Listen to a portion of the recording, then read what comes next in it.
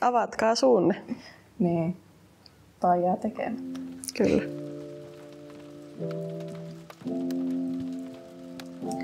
Niin, miten me päädyttiin Rexin musavideolle? No mä seuraan Rexiä Instagramissa ja siellä hän haki ekstraajia tai tanssijoita musiikkivideolle. Ja sitten mä sanoin Millalle, että mennäänkö? Koska mä oon aina halunnut ensinnäkin musavideolle ja mä oon kyllä joskus tanssinut. Ja muutenkin hauskaa mennä ja tehdä ja purkaa pelkoja. Mitä se on? Voittaa pelkoja. Voittaa pelkoja. Ja sitten me ilmoittauduttiin ja oltiin innoissamme, kunnes pari päivää ennen niitä kuvauksia minä aloin jänistämään ja sanoin Millalle, että pitäisiköhän vaan perua, koska otin liikaa paineita siitä tanssimisesta. Mutta Milla puhuu mut ympäri, koska Milla on rohkea. Kyllä. Milla ei ole nössö. Ja se oli hyvä, että mentiin, koska ensinnäkin se oli hauskaa, sillä oli kivoja tyyppejä. Ja sitten verkostoiduttiin Villen kanssa.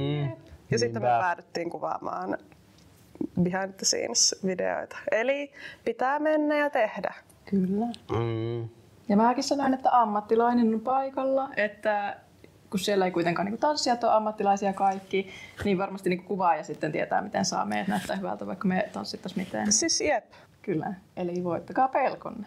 Niin, kannattaa voittaa pelottaa jotain. Pelottiko sua? Ei. Niin, me ollaan nyt puhuttu siitä, että miten me päädyttiin tähän Behind the Scenes-projektiin, mutta mitenkäs tämä koko projekti sai alkunsa? Niin. Mä olin tuolla... tai oikeastaan kuinkahan pitkälle oikein menisi. Otetaan vaikka siitä, että mä olin semmoselle räppärille kuin Lady Manhattan tekemässä musavideoa ja sitten, tai se ei oikeastaan suoranaisesti liity, tai no joo, sitten se pyyti mua myöhemmin, sillä oli levyjulkkarit, niin se pyyti mua kuvaamaan ne levyjulkkarit niin kuin semmoinen vähän niin kuin, mikä se olisikaan, semmoinen muistopätkä siitä. Ja fiilistely.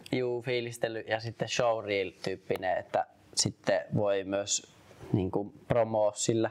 Yeah.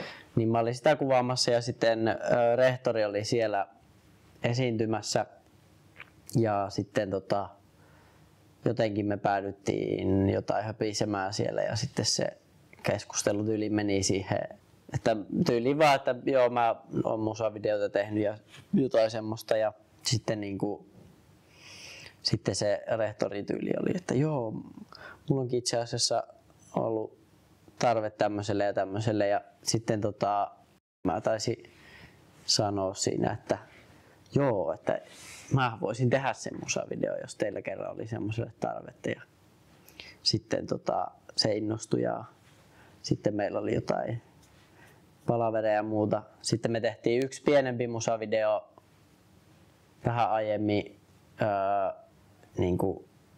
tai siis tämän jälkeen, ja sitten sen jälkeen me tehtiin toi vähän isompi vielä. Lyhenoton. Joo. Joo, se oli siisti. Cool. Jep. Kiitos.